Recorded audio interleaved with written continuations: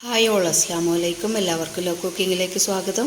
Friday സ്പെഷ്യലായിട്ട് ഉണ്ടാക്കിയ ghee റൈസിൻ്റെയും ദാൽ കറിയുടെയും ചിക്കൻ ലെഗ് പീസ് മസാലയുടെയും റെസിപ്പിയാണ് ഇന്നത്തെ വീഡിയോയിൽ കാണിക്കുന്നത്. ലെഗ് പീസായിട്ട് സെപ്പറേറ്റ് വാങ്ങിച്ചതാണ്. ഒരു പാക്കിൽ 8 പീസാണ് വരിക. ഞാൻ 2 പാക്ക് വാങ്ങിച്ചിട്ട് അതിൽ നിന്ന് 10 എണ്ണം ഒരു ബൗളിലേക്ക് ഇട്ട് കൊടുത്ത് ഉപ്പും മുളക് പൊടിയും കുരുമുളക് പൊടിയും ഗരം മസാല പൗഡറും 1 ടീസ്പൂണോളം കസൂരി മേത്തിയും 1 ചെറുനാരങ്ങയുടെ നീരും ചേർത്ത് നന്നായി മസാല പിടിപ്പിച്ചെടുക്കാനായിട്ട് വെച്ച് കൊടുക്കാം. മുളക് പൊടി 3 ടേബിൾ സ്പൂണും 1 ടീസ്പൂൺ കുരുമുളക് പൊടിയും 1/4 ടേബിൾ സ്പൂണോളം ഉപ്പാണ് ചേർത്ത് കൊടുത്തത്. ആദ്യം തന്നെ ഇത് മസാല പുരട്ടി വെക്കുന്നതാണ് നല്ലത്. എന്നാൽ നല്ലവണ്ണം മസാല പിടിക്കാനായിട്ട് സമയം കിട്ടും. ദാൽ കറി വെക്കാനായിട്ട് ചെറിയ പരിപ്പാണ് ഉപയോഗിക്കുന്നത്. 1 കപ്പ് ചെറിയ പരിപ്പ് കഴുകിയെടുത്തിട്ടുണ്ട്. അതിലേക്ക് 1 ടീസ്പൂൺ മഞ്ഞൾപ്പൊടിയും 1 കപ്പ് വെള്ളവും ചേർത്ത് കുക്കറിൽ 2-3 വിസിൽ വരെ വേവിച്ചെടുക്കാം. ഇനി മസാല പുരട്ടി വെച്ച ലെഗ് പീസ് ഫ്രൈ ചെയ്യാനായിട്ട് ഇട്ട് കൊടുക്കാം. 10 പീസ് എടുത്തിട്ടുള്ളത് കൊണ്ട് 2 ട്രിപ്പായിട്ടാണ് ഫ്രൈ ചെയ്യാനായി ഇട്ട് കൊടുക്കുന്നത്. ഇനി ഒരു കടായി അടുപ്പത്ത് വെച്ച് ചിക്കൻ ഫ്രൈ ചെയ്തതിൽ നിന്ന് 2-3 ടേബിൾ സ്പൂൺ ഓയിൽ ഒഴിച്ചു കൊടുത്ത് 1 ടീസ്പൂൺ കടുകും 1/2 ടീസ്പൂൺ ചെറിയ ജീരകവും ഇട്ട് പൊട്ടിയതിന് ശേഷം 1 സവാള ചെറുതായി അരിഞ്ഞതും കുറച്ച് കറിവേപ്പിലയും 2 ഉണക്കമുളകും 1 ടീസ്പൂൺ ഉപ്പ് 1/4 ടീസ്പൂൺ ഗരം മസാല പൊടിയും ചേർത്ത് ഒന്ന് വഴറ്റിയെടുക്കാം. 1 തക്കാളി ചെറുതായി അരിഞ്ഞതും 4 പച്ചമുളകും ചേർക്കാം. 4-5 വെളുത്തുള്ളി ചതച്ചതും 1 ചെറിയ പീസ് ഇഞ്ചി ചതച്ചതും ചേർത്ത് കൊടുത്തിട്ടുണ്ട്. നന്നായി വഴറ്റിയെടുത്തതിന് ശേഷം വേവിച്ച പരിപ്പ് ചേർത്ത് കൊടുക്കാം.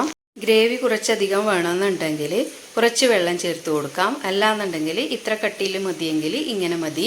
ഞാൻ 1/2 കപ്പോളം വെള്ളം ചേർത്ത് കൊടുത്തിട്ടുണ്ട്. കുറച്ച് ചെറുതായി അരിഞ്ഞ മല്ലിയിലയും ചേർത്ത് തിളപ്പിച്ചതിന് ശേഷം വാങ്ങി വെക്കാം.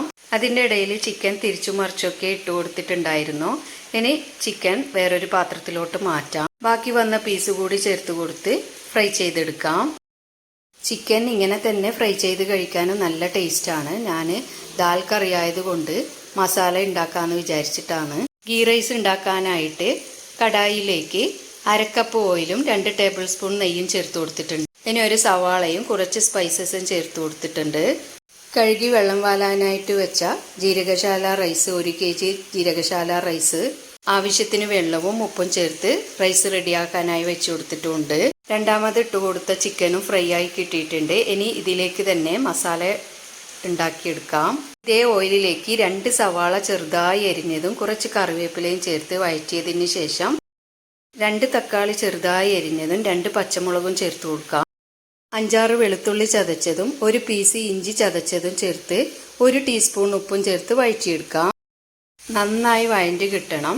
എന്നിട്ട് ഇതിലേക്ക് 1 ടേബിൾ സ്പൂൺ സോയാ സോസും 1 ടീസ്പൂൺ കുരുമുളക് പൊടിയും 1 ടീസ്പൂൺ മുളക് പൊടിയും ചേർത്ത് കൊടുക്കാം. 1 ടീസ്പൂൺ പഞ്ചസാരയും 1/2 കപ്പോളം വെള്ളവും ചേർത്ത് കൊടുക്കാം. നന്നായി തിളച്ച് വന്നതിന് ശേഷം ലെഗ് പീസ് ചേർത്ത് കൊടുത്ത് നന്നായി യോജിപ്പിച്ചെടുക്കണം. നല്ല ടേസ്റ്റുള്ള റെസിപ്പിയാണ്. എല്ലാവരും തന്നെ ഉണ്ടാക്കി നോക്കണം. അപ്പത്തിൻ്റെ കൂടെയും ചപ്പാത്തി, പൊറോട്ട, ബ്രെഡിൻ്റെ കൂടെയൊക്കെ കൂട്ടി കഴിക്കാൻ നല്ല ടേസ്റ്റാണ്. ഗീ റൈസിൻ്റെയും ദാൽ കറിയുടെയും കൂടെ കഴിക്കാൻ അതിലേറെ ടേസ്റ്റാണ്. വീഡിയോ ഇഷ്ടമായാൽ ലൈക്ക് ചെയ്യണം, ഷെയർ ചെയ്യണം, സബ്സ്ക്രൈബ് കൂടി ചെയ്യണം. ഇൻഷാ അല്ലാഹ് മറ്റൊരു റെസിപ്പിയുമായി വീണ്ടും കാണാം.